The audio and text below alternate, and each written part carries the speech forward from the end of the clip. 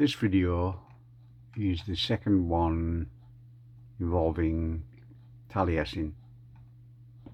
Taliesin provoked my interest. My interest was in Celtic mythology all along when I started to investigate some of the place names in Cumbria, which is the land of the Welsh, a Brythonic kingdom of Hen-ogledd, the Old North. The first video dealt with Taliesin's birth, then known as Gwion-bach, when he was employed by Ceridwen to stir her cauldron of inspiration. This one deals with Taliesin's childhood and his youth up to the age of 13, and it involves his childhood being brought up by Elffin and his wife. It's called Taliesin and Elffin. Taliesin was sewed in a bag made of leather and thrown into the sea at birth by his mother. No ordinary lady, a goddess, a witch and a wife. Ceridwen had decided to end this baby's life. The cause of this action is complex and tragic. The tale it is woven with sorcery and magic. For Ceridwen was blessed with a son and a daughter. The daughter, Crieri, was fair, beautiful and wise. The son, Morfran, was hideous in everyone's eyes. In her desire to help Morfran gain wisdom and beauty, Ceridwen brewed up a potion she thought it her duty. One of her servants, a boy called Gwion-bach, tending her cauldron, was hit by a splash that had enlightened the boy instead of her son. Enraged, she turned on Gwion, who decided to run. Chasing the lad, who was eventually caught, she'd eaten him as a seed that stuck in her throat. Giving birth to Gwion as a baby, a beautiful child, she could not kill him, although she was still wild. Sewing him into a bag made of leather, tossed him into the sea to float like a feather. Where the bag it was snagged on a lord's fishing weir, and retrieved by Elffin, the lord's son and heir. Opening the bag, from the baby's brow shone a light. Elffin named him Taliesin, radiant brow that night. Taking the baby home, Elffin gently rode his horse to ease the baby's comfort, and the baby, in due course, sang a consolation to Elffin as he praised him as the best, taken from the Mabinogi, translated by Lady Charlotte Guest. The Mabinogi translation, Lady Charlotte Guest. And presently the boy made a consolation and praise to Elffin, and foretold honour to Elffin, and the consolation was as you may see. Fair Elffin, cease to lament. Let no one be dissatisfied with his own. To despair will bring no advantage. No man sees what supports him. The prayer of Kinlaw will not be in vain. God will not violate his promise. Never in Gwythnaw's Veer was there such a good look as this night. Fair Elffin, dry thy cheeks. Being too sad will not avail. Although thou thinkest thou hast no gain, too much grief will bring thee no good. Nor doubt the miracles of the Almighty. Although I am but little, I am highly gifted, from seas and from mountains and from the depths of the rivers. God brings wealth to the fortunate man. Elffin of lively qualities, thy resolution is unmanly. Thou must not be over sorrowful. Better to trust in God than to forebode ill. Weak and small as I am, on the foaming beach of the ocean. In the day of trouble I shall be of more service to thee than 300 salmon. Elffin of notable qualities, be not displeased at thy misfortune. Although reclined thus weak in my bag, there lies a virtue in my tongue.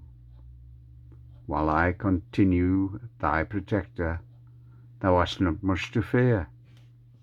Remembering the name of the Trinity, none shall be able to harm thee. Elffin took the baby to his father Gwythnor Garanhir's court, who was anxious to see what Elffin had brought. A bard I bring thee, father, that I have found in the weir. Astonished at this statement, said Gwythnor, bring him near. Such a beautiful boy hast thou brought to me now, but how will this profit thee, e'en the light of his brow? It was Taliesin who replied in a voice strong and clear, I will profit him more than thou ever got from thy weir. How can thou speak so well? How can this be? I am better at speaking than thou who questions me. Sir Gwythnor Garanhir, let me hear thy speech. This from the Mabinogi, Lady Charlotte Guest does teach. The Mabinogi, translation, Lady Charlotte Guest. Then Taliesin sang. In water there is quality endowed with blessing. On God it is most just to meditate aright. To God it is proper to supplicate with seriousness, since no obstacle can there be to obtain a reward for him. 3 times have I been born, I know by meditation. It were miserable for a person not to come and obtain all the sciences of the world collected together in my breast, for I know what has been, what in future will occur. I will supplicate, my Lord, that I get refuge in him. A regard I may obtain in his grace. The Son of Mary is my trust, great in him is my delight. For in him is the world continually upholden. God has been to instruct me and to raise my expectation. The true Creator of heaven, who affords me protection, it is rightly intended that the saints should daily pray, for God the Renovator will bring them to him. Elffin and his wife brought him up as their own, as a poet, a bard, a man of renown. The gifts he'd received from Cerridwen's brew, as a bard and a seer, increased as he grew. Elffin's fortunes increased, and riches came to his fold. The years went by until Taliesin was 13 years old. Maelgwyn Gwyneth's high king, invited his lords to his hall his praises to sing. All sang the king's praise until it came to Elffin's turn. Refusing to do so, the king's malice he would earn. I have a better bard than yours, or any you may bring. Taliesin is my bard, and yours he cannot sing. And my wife is the most virtuous lady in this land, more virtuous than any woman you ever danned. At this in fury Maelgwyn locked Elffin up. Will test the truth of his wife and his pup. Put in chains of silver as he was of royal blood, Maelgwyn set out to check if Elffin's statement was good. Summoning to him his own son Run, go seduce this woman, go get the job done. Run set off in haste to Elffin's house, to confirm he could Elffin's wife seduce. Taliesin had seen this by the power of his mind, and told Elffin's wife a substitute must they find. They dressed up a maid in her finest clothes, put rings on her fingers and the lady's hose. Run got the maid drunk, but did not want to linger. Couldn't get off her wedding ring, so cut off her finger. Maelgwyn showed Elffin the finger, but Elffin said his wife's nails were neatly cut, and the ring on this finger fitted too tight. His own wife was loose. It just wasn't right. And why was there a door beneath the fingernail? My wife has servants to do this work without fail. Maelgwyn demanded Taliesin attend the court to prove his art. Taliesin came to the court and sat in the bard's part. Maelgwyn's bards attended. Taliesin pouted as they came. When it came to praising Maelgwyn, the bards could only do the same. The chief bard, a man called Hennin Varth, said it was the spirit of that child. He has moved our lips to silence. Your praises are defiled. Maelgwyn had the boy brought before him to inquire of the shame, and asked him who he was and where and whence he came. Taliesin said he was Elffin's bard, and answering the throng, "My name is Taliesin, and I'll answer thee in song." This song he sang to Maelgwyn in the Mabinogi writ, translated by Lady Charlotte Guest, and here I quote of it. Primary chief bard am I to Elffin, and my original country is the region of the summer stars. Idno and Hennin call me Meridin, at length every king will call me Taliesin. I was with my lord in the highest sphere, on the fall of Lucifer and to the depth of hell. I have borne a banner on before Alexander. I know the names of the stars from north to south. I have been on the galaxy at the throne of the distributor. I was in Canaan when Absalom was slain.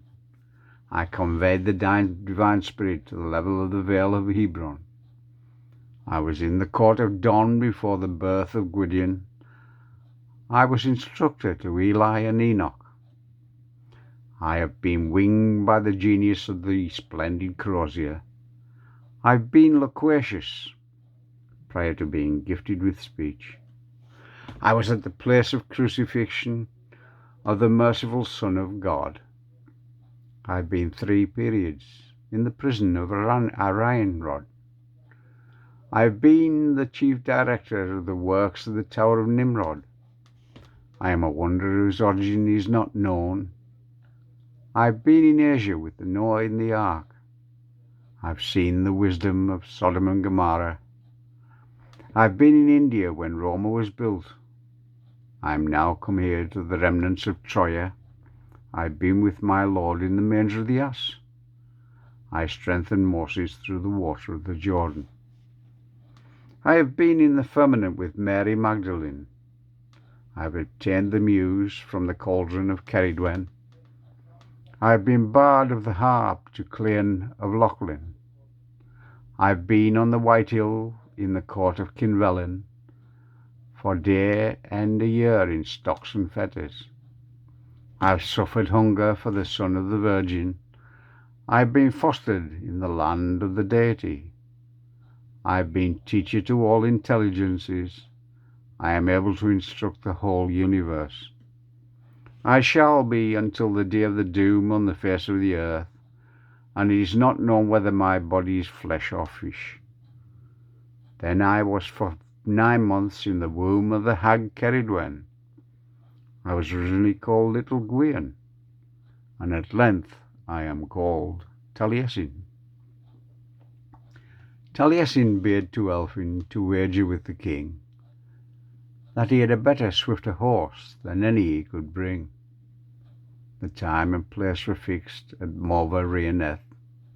The king and all his nobles with the fastest horses they possessed.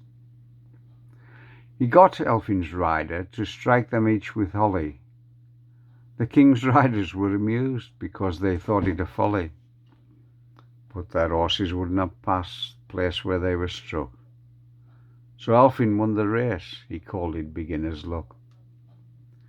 Taliesin said, where thy horse stumbles, throw thy head down. and when the race was over, got workmen to dig the ground. Where the workmen dug, they unearthed a pot of gold. A reward, he said, for raising me to be this old. The king, he was astounded by the bard of his relation, and he asked Taliesin to write a poem of creation. Taliesin sang a poem to him and the throng, now called one of the 4 pillars of song.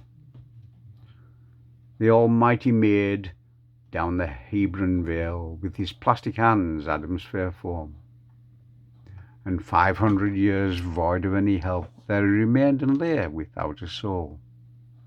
He again did form in calm paradise from a left side rib bliss throbbing heave. 7 hours they were, the orchards keeping, till Satan brought strife with wiles from hell. Thence were they driven, cold and shivering, to gain their living into this world, to bring forth with pain their sons and daughters, to have the possession of Asia's land. Twice 5, 10, and 8 she was self-bearing, the mixed burden of man and woman. And once not hidden she brought forth Abel, and Cain the forlorn, the homicide. To him and his mate was given a spade to break up the soil, thus to get bread. The wheat pure and white, summer tilth to sow, every man to feed till the great Yule feast. An angelic hand from the High Father brought seed for growing that Eve might sow. But she then did hide of the gift 1/10, and all that did not sow of what was dug. Black rye then was found, and not pure wheat grain, to show the mischief thus of thieving. For this thievish act it is quite requisite that all men should pay tithe unto God, of the ruddy wine planted on summer days, and on new moon nights the whole and the white wine. The wheat rich in grain, and red flowing wine, Christ's pure body make, son of Alpha. The wafer is flesh, the wine is spilled blood, and the Trinity's words sanctify them. The concealed books from Emmanuel's hand were brought by Raphael as Adam's gift, when in his old age to his chin immersed in Jordan's water keeping a fast. Moses did obtain in Jordan's water the aid of the 3 most special rods. Solomon did obtain in Babel's tower all the sciences in Asia land. And so did I obtain in my bardic books all the sciences of Europe and Africa, their course, their bearing, their permitted ways, and their fate I know unto the end. Oh, what misery through extreme of woe prophecy will show on Troy's race, the coiling serpent proud and merciless on her golden wings from Germany. She will overrun England and Scotland from Clickland's seashore to the Severn. Then will the Brithren be as prisoners by strangers swayed from Saxony. Their Lord they will praise, their speech they will keep, their lands they will lose, except wild Wallia, till some change shall come after long penance, when equally rife 2 crimes come. Britain then shall have their land and their crown, and the stranger swarm shall disappear. All the angels' words as to peace and war will be fulfilled to Britain's race. He further told the king of the prophecies of things to come. And here we'll leave this poem. My account of it is done. A truly remarkable tale of fable and fiction, mixed with real people, subject to contradiction. Thank you.